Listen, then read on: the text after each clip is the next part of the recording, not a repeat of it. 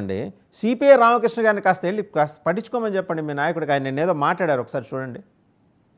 రామకృష్ణ గారు, సిపిఐ రామకృష్ణ గారు. ముందుగానే చెప్పాను, పవన్ కళ్యాణ్ గారు తన పార్టీ ఎజెండా పక్కన పెట్టారు. ఆర్ఎస్ఎస్ బీజేపీ ఎజెండా నెత్తికెత్తుకుని సనాతనవాదం అని ప్రచారం చేస్తా ఉన్నాడు. నీ సనాతనవాదం ఎజెండా నీ పార్టీ దాంట్లో ఎప్పుడు వచ్చిందో చెప్పమని నేను అడుగుతా ఉన్నా. ఎందుకంటే పవన్ కళ్యాణ్ వారి కుటుంబం, ఆయన భార్య కూడా క్రిస్టియను, ఆయన పిల్లలు క్రిస్టియన్స్, వాళ్ళ పార్టీ ఒక సెక్యులర్ పార్టీ. మరి సెక్యులర్ పార్టీ వాడి సెక్యులర్ విధానాలు అవలంబించకుండా మేము ఆర్ఎస్ఎస్ అజెండా భుజాన వేసుకుంటాం, హిందూ మతవాదాన్ని ఎత్తికెత్తుకొని తిరుగుతాం, సనాతనవాదం జెండా నాది అంటే అది ప్రజలు హర్షించారు. ఇప్పటికే ప్రజలందరూ కూడా దానిపైన మాట్లాడుకుంటా ఉన్నారు. ఇవాళ రైట్, ఇదండి ఆయనకి ఒకసారి రామకృష్ణ గారి దగ్గరికి వెళ్తే ఆయన ట్యూషన్ చెప్తారు, ఆ నోట్స్ రాసుకొచ్చి ఫాలో అయిపోతే బెటర్. ఆయన పట్టించుకోవట్లే, మీరు అందుకని ఆయన అలా మాడుతున్నారు. ఒకసారి పలకరించమని చెప్పండి మీ నాయకుడికి. 2019 నుంచి 2024 వరకు రామకృష్ణ గారు ఏమైపోయారు? దళితుడికి గుండు కొట్టించేసినప్పుడు ఏమైపోయారు?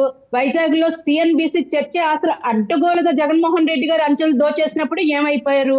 ముస్లింస్ పథకాలు తీసేసినప్పుడు ఏమైపోయారు? దళితులకి సంబంధించిన 27 పథకాలు రద్దు చేసినప్పుడు ఏమైపోయారు? ఈ రోజు వచ్చి మాట్లాడుతున్నారు. అలాగే మొన్నటికి మొన్న విజయవాడ వరదల్లో పవన్ కళ్యాణ్ గారు 6 కోట్లు ఇచ్చారు. ఎవరికి ఇచ్చారండి? ఓన్లీ హిందువులు ఇచ్చారా? ఓన్లీ హిందువులు ఉన్నారని ఇచ్చారా? మీరు మాట్లాడండి లక్ష్మణ్ గారు, మీరు మాట్లాడకండి, ఆగండి. మీరు మాట్లాడినప్పుడు ఆగండి, మీరు మమ్మల్ని మాట్లాడే అవకాశం ఇవ్వండి, మాట్లాడే అవకాశం ఇవ్వండి. మీరు ఆగండి. పవన్ కళ్యాణ్ గారు 6 కోట్ల నిధులు ఇచ్చింది కేవలం హిందువులు ఉన్నారని ఇచ్చారా? కేవలం హిందువుల కోసం ఇచ్చారా? వైజాగ్ లో భవన నిర్మాణ కార్మికులు 6 నెలల పాటు పనులు లేక ఆత్మహత్యలు చేసుకుంటుంటే వైజాగ్ రోడ్ల మీదకి వచ్చి పవన్ కళ్యాణ్ గారు కవర్ చేసిన రోజు ఏమైపోయారండి రామకృష్ణ గారు?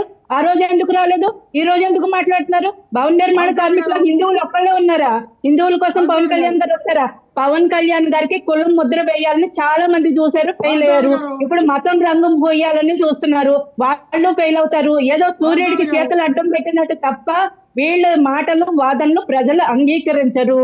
వీళ్ళ వాదనలు అబద్ధమని త్వరలోనే తేలిపోతాయి. సార్, ఎందుకు సార్ పవన్ కళ్యాణ్ గారికి కులం మతాలని ప్రసక్తి లేని వ్యక్తి అందరికీ రైట్ అండి. Thank you very much Lakshmanarao గారు, సుజాత గారు.